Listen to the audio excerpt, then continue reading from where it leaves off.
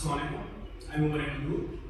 Today we have finally engineering students who just defended their projects. Congratulations on your remarkable achievements.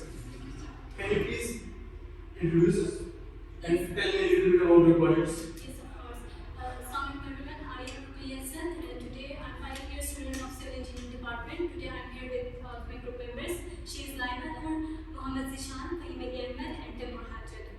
And the project title is Evaluating the Impact of Construction Material Selection on the Life Cycle Carbon Emissions of Building Materials in Pakistan, a step towards affordable housing. And our supervisor was Professor Dr. Hajizada. So, जो हमारे पास main background है इस project का वो actually ये है कि हम सबको पता है कि अर्बनाइजेशन ये जो रेट ऑफ पॉपुलेशन इंक्रीज होता है अर्बन लोकेलिटीज़ में, तो इसकी वजह से क्या होता है कि जो हमारे इंफ्रास्ट्रक्चर की डिमांड्स है वो बहुत ज़्यादा बढ़ जाती है. तो इंफ्रास्ट्रक्चर किसी भी चीज़ से रिलेटेड हो सकता है, educational institute, health institute, shelter, connecting one department to another.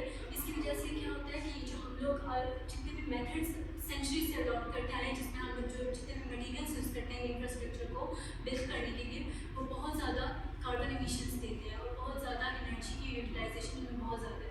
उसकी वजह से हमारे इन्वायरमेंटल रिसोर्सेज कम हो रहे हैं और उसकी जो कैपेबिलिटी है वो भी रिड्यूस हो रही है.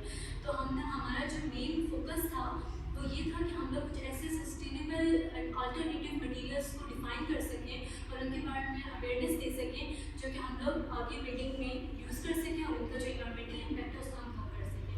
सो दैट्स व्हाई हमने ये प्रोजेक्ट सेलेक्ट किया. What was the motivation behind choosing this particular topic? What was the reason?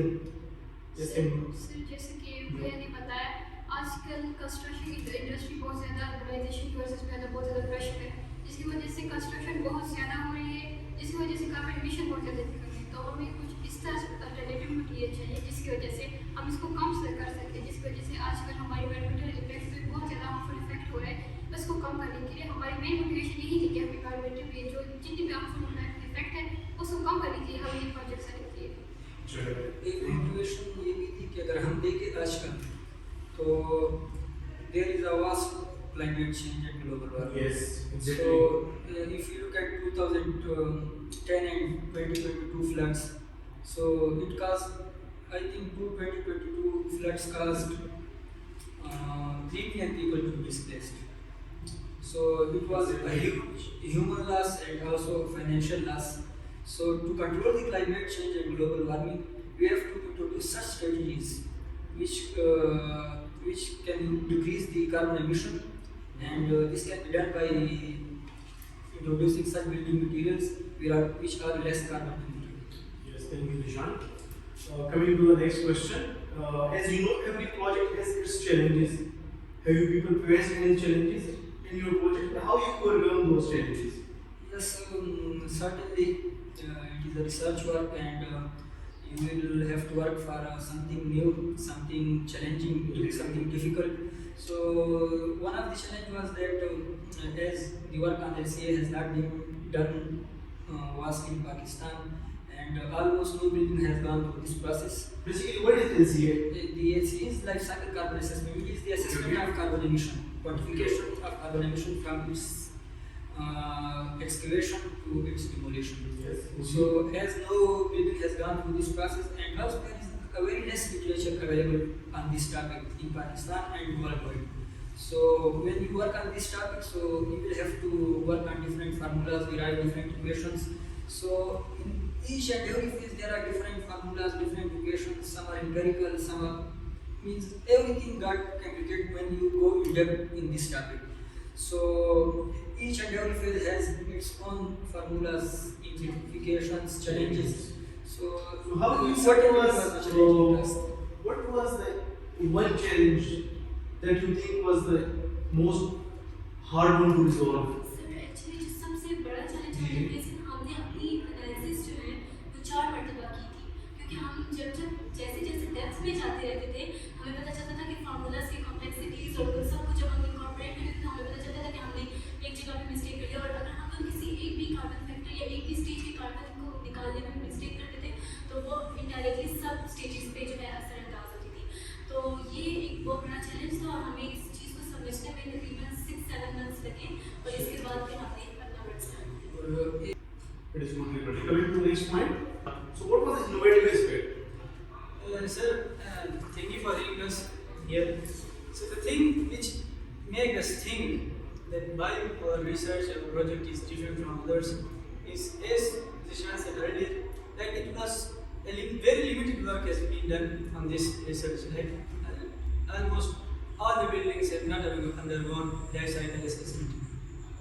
इस तरह है कि सर बिल्कुल भी इस पे काम नहीं हुआ था, तो हमने सोचा कि इस पे काम कर लेते हैं. तो काम करने की वजूहत इस तरह थे कि हम सिविल इंजीनियरिंग सेक्टर को बेनिफिट करना चाहते थे ना. तो इसमें हमने रिसर्च किया, हमने फाइंड आउट किया कि कितने मटेरियल्स यूज़ हो रहे हैं, उनके कार्बन एमिशन क्या है, उनके इन्वायरमेंटल इम्पेक्ट क्या है.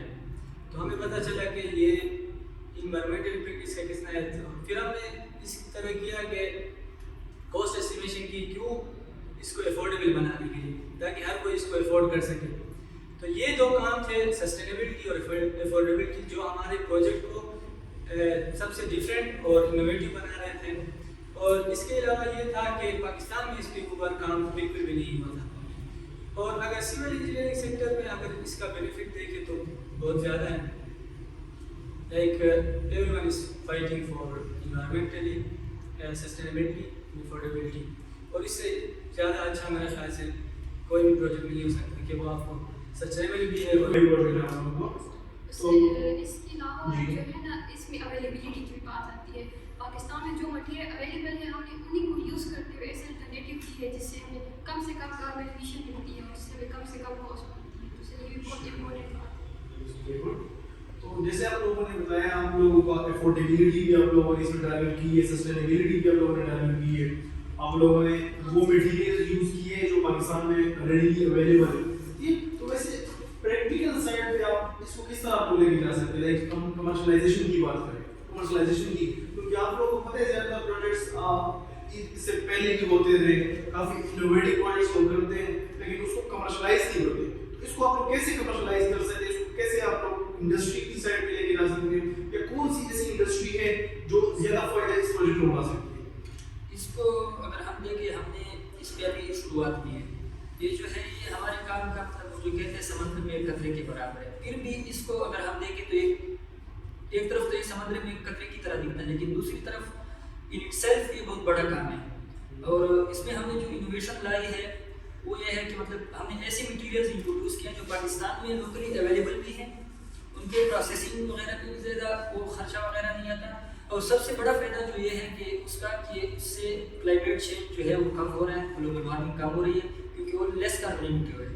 तो अगर हम इन मटीरियल्स को कमर्शलाइज करें, इनके डिफरेंट इंडस्ट्रीज़ के साथ यूज़ करें, और मतलब जो हमारे डिपार्टमेंट्स है गवर्नमेंट के, उनके लिए ऐसे बायलाज बनाएं, उनको इस चीज़ पे कंपेयर करें कि आप अपनी बिल्डिंग की लाइफ साइकिल कार्बन असेसमेंट करेंगे, उसकी कार्बन एमिशन फाइंड करेंगे, और उनको एक ख़ास रेंज दें कि इससे ज़्यादा आपकी कार्बन एमिशन इतने % से ज़्यादा नहीं आनी चाहिए.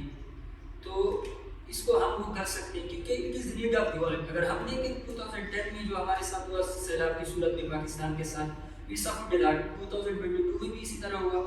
तो मतलब तकरीबन 3.3 मिलियन और 4 मिलियन पीपल हैव डिस्प्लेस्ड. ये सिर्फ डिस्प्लेस हुई थी, इसके अलावा जो जानी नुकसान हुआ, माली नुकसान हुआ. तो अगर हम इन चीज़ों को यूज़ करें, उससे कार्बन एमिशन कम होगी. ग्लोबल कार्बन एमिशन कम है तो ग्लोबल वार्मिंग कम है.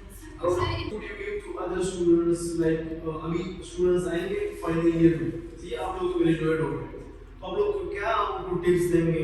Like tips for resources management, supervision, क्या इन्वेस्टिगेशन, क्योंकि रिसर्च जो है ना ब्रॉड फील्ड है, तो आप लोग क्या टिप्स देंगे टीचर्स को?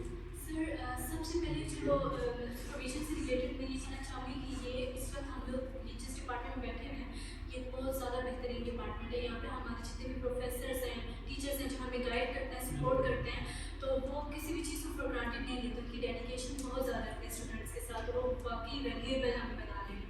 तो उस लिहाज से उनकी सुपरविजन पे काम करना ही आप लोगों ने एक बहुत बड़ी अचीवमेंट कर ली. सेकेंडली ये है कि अगर आप लोग कोई भी टॉपिक सेलेक्ट करते हो तो उसके ऊपर आप लोग स्टार्ट से काम करो, जितना ज़्यादा आप उसकी डेप्थ में जा सकते हो, क्योंकि ये टॉपिक आप लोग को बाकी सारे ग्रुप से, सारे स्टूडेंट से अलग बनाता है. ये टॉपिक जो उधर फिर आप लोग आगे लेके जा सकते हो आप इसके लिए, PhD के लिए. और मोस्टली आप लोग उन टॉपिक्स पे काम करो जो जिनका फ्यूचर स्कोप ज़्यादा हो और जिनकी फ्यूचर डिमांड्स ज़्यादा हो. अब जैसे आप इन्वायरमेंटल پہ بہت زیادہ بڑا چیلنج ہے جو ہم فیس کر رہے ہیں, اور جیسے ہم نے اس پہ کام کیا تو باقی گروپ بھی اس کو لے کے چل سکتے ہیں, ڈفرینٹ اسپیکٹس ہو سکتے ہیں, تو اس طرح سے. اور سیکنڈلی یہ کہ گیو اپ نہیں کرنا, کافی سارے چیلنجز آتے ہیں آپ لوگوں کے پاس, تو بس گیو اپ نہیں کرنی چاہیے, آپ لوگوں کی ڈیڈیکیشن فل ہونی چاہیے, تو انشاءاللہ آپ لوگ اچیو کر سکتے ہیں. What was Dr. Khan Shehzada's contributions in your FYP? سر اگر دیکھیں ڈاکٹر خان شہزاد صرف ایک ٹیچر نہیں ہے, مطلب وہ ٹیچر بھی ہیں, انفلوئنسر بھی ہے, انٹرپرینور بھی ہے, ریسرچر بھی ہے, ایک مطلب ان کو دیکھیں سوشل ایکٹیوسٹ بھی ہیں. تو ان کے ساتھ یہ نہیں کہ آپ صرف اکیڈیمیا میں جائیں گے یا کورس ورک کریں گے, ان کے ساتھ آپ کی جو ایکسپوجر ہے وہ کافی بڑھے گی, آپ کی کہ جو انڈسٹری اکیڈیمیا کے لنکیجز ہیں وہ بنیں گے, اور وہ جو ہے مطلب آپ کو ایک چیز تک محدود نہیں رکھتے, آپ کے اسکلس پہ کام کرتے ہیں. آپ نے ان کے پاس جو اللہ نے ان کو آن دی ہے بصیرت, وہ اپنے دیکھ لیتے ہیں کہ یہ بندہ کس طرف یہ اس کے وہ ہے اور کس طرف یہ صحیح جا سکتا ہے, اس کی طرف آپ کو موٹیویٹ کرتا ہے. آپ کو صرف موٹیویٹ نہیں کرتا, آپ کو اسسٹ بھی کرتا ہے, مطلب ان ایوری اسپیکٹ اپنے گول تک پہنچانے کی کوشش کرتا ہے کہ یہ ادھر آیا ہے, میرے آفس آئے تو ادھر سے خالی ہاتھ نہ جائے.